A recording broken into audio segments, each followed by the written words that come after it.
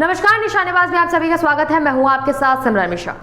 इस वक्त की सबसे बड़ी खबर जिसका सीधा संबंध आपकी बचत से है।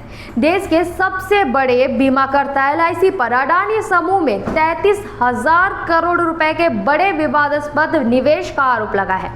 कांग्रेस ने अमेरिकी मीडिया रिपोर्ट का हवाला देते हुए इसे बहुत बड़ा घोटाला बताया है और संसद की PAC जांच की मांग की है। देश के सबसे बड़े बीमाकर्ता भारतीय जीवन बीमा निगम यानी LIC पर अडानी समूह के बड़े निवेश को लेकर गंभीर सवाल खड़े हो गए हैं। अमेरिकी मीडिया की एक रिपोर्ट के हवाले से विपक्षी दल कांग्रेस ने आरोप लगाया है कि LIC ने ग्राहकों की मेहनत की कमाई का गलत इस्तेमाल करते हुए मई 2025 में अडानी ग्रुप में $3.9 बिलियन का विशाल निवेश किया।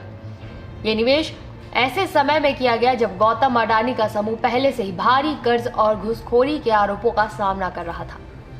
कांग्रेस ने इस पूरे प्रकरण को बहुत बड़ा घोटाला बताते हुए संसद की पब्लिक अकाउंट्स कमेटी से उच्च स्तरीय जांच की मांग की। LIC का स्पष्टीकरण, रिपोर्ट दुर्भावनापूर्ण। विवाद बढ़ने के तुरंत बाद LIC ने इस रिपोर्ट को सिरे से नकार दिया। कंपनी ने एक बयान जारी कर स्पष्ट किया कि उसके सभी निवेश पूरी ईमानदारी, सावधानी पूर्वक जांच और स्थापित प्रक्रिया का पालन करते हुए किए जाते हैं। LIC ने जोर देकर कहा कि उसने कभी भी ऐसे किसी दस्तावेज या योजना को तैयार नहीं किया है जिसका उल्लेख अमेरिकी रिपोर्ट में है और जो अडानी ग्रुप में निवेश के किसी प्लान को दर्शाता है। कंपनी ने आरोप लगाया कि रिपोर्ट का उद्देश्य LIC की मजबूत निर्णय लेने की प्रक्रिया को नुकसान पहुंचाना, उसकी अच्छी छवि को धूमिल करना और भारत के मजबूत वित्तीय क्षेत्र की नींव को अस्थिर करना है। TMC सांसद महुआ मोइत्रा ने भी द वॉशिंगटन पोस्ट की रिपोर्ट को सोशल मीडिया पर पोस्ट करते हुए केंद्र सरकार और LIC की भूमिका पर सवाल उठाए हैं। कांग्रेस के 6 सूत्रीय आरोप, सरकारी तंत्र के दुरुपयोग का दावा। कांग्रेस नेता जयराम रमेश ने इस मामले को केवल निवेश तक सीमित न रखते हुए सरकार पर अडानी समूह को लाभ पहुंचाने के लिए सरकारी तंत्र के दुरुपयोग का विस्तृत आरोप लगाया।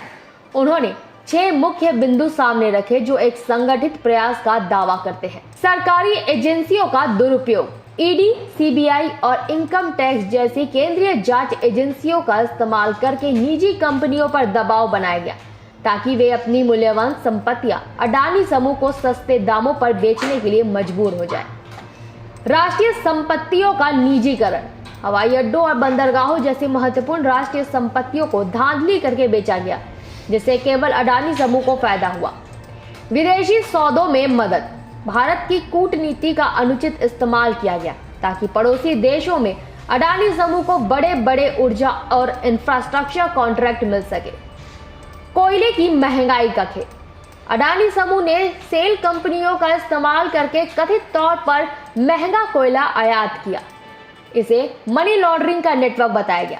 इसने अंततः गुजरात के अडानी पावर प्लांट से बिजली की कीमतों को बढ़ा दिया। चुनाव से पहले बिजली सौदे, मध्य प्रदेश, राजस्थान और महाराष्ट्र जैसे राज्यों में चुनावों से ठीक पहले अडानी समूह को ऊंची कीमतों पर बिजली सप्लाई के कॉन्ट्रैक्ट दिए गए। बिहार में भूमि आवंटन, हाल ही में बिहार में एक पावर प्लांट के लिए जमीन सिर्फ ₹1 प्रति एकड़ की सांकेतिक दर पर आवंटित की गई। विवादों का इतिहास, हिडनबर्ग से लेकर कोयला हेराफेरी तक। LIC में निवेश का यह ताजा आरोप अडानी समूह के लिए कोई पहली चुनौती नहीं है। यह समूह पिछले कुछ समय से बड़े अंतर्राष्ट्रीय विवादों से घिरा रहा है।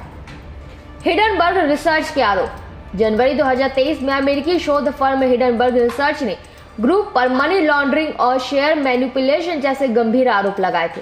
इस रिपोर्ट के बाद ग्रुप के शेयरों के मार्केट कैप में काफी भारी गिरावट आई थी और 20,000 करोड़ का FPO कैंसिल करना पड़ा था।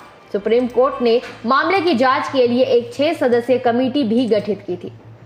कोयले की गुणवत्ता में हेराफेरी, इसी साल फाइनेंशियल टाइम्स की रिपोर्ट ने दावा किया था कि अडानी ग्रुप ने इंडोनेशिया कंपनी से लो ग्रेड कोयला $28 प्रति टन पर खरीदा, लेकिन इसे तमिलनाडु की सरकारी बिजली कंपनी को उच्च गुणवत्ता वाला कोयला बताकर $91.91 प्रति टन की औसत कीमत पर बेच दिया। कोल इंपोर्ट बिल में हेराफेरी, फाइनेंशियल टाइम्स ने 1882 करोड़ रुपए के कोल इंपोर्ट बिल में हेराफेरी का भी आरोप लगाया था। इससे ग्राहकों को बिजली ऊंचे दामों पर मिली।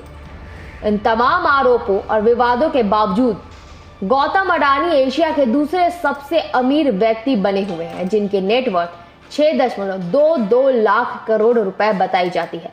उनका समूह बंदरगाहों, ऊर्जा, सीमेंट और लॉजिस्टिक जैसे प्रमुख क्षेत्रों में एक विशाल नेटवर्क रखता है। फिलहाल इस पूरे घटनाक्रम में एलआईसी की सफाई के बावजूद राजनीतिक गलियारों में मामला गर्म है और पीएससी जांच की मांग ने इस विवाद को एक नया आयाम दे दिया है। जहां एक और एलआईसी ने इस रिपोर्ट को दुर्भावनापूर्ण कहकर खारिज कर दिया, तो वहीं विपक्ष ने सरकार पर सरकारी एजेंसियों के दुरुपयोग और अडानी को लाभ पहुंचाने के गंभीर आरोप लगाए हैं। करोड़ों के पॉलिसी धारकों के भरोसे को देखते हुए इस विवाद पर पारदर्शिता और जवाबदेही सबसे जरूरी है। हम इस खबर पर लगातार अपनी नजर बनाए रखेंगे। फिलहाल के लिए इतना ही। बने रहे निशानेबाज के साथ। नमस्कार।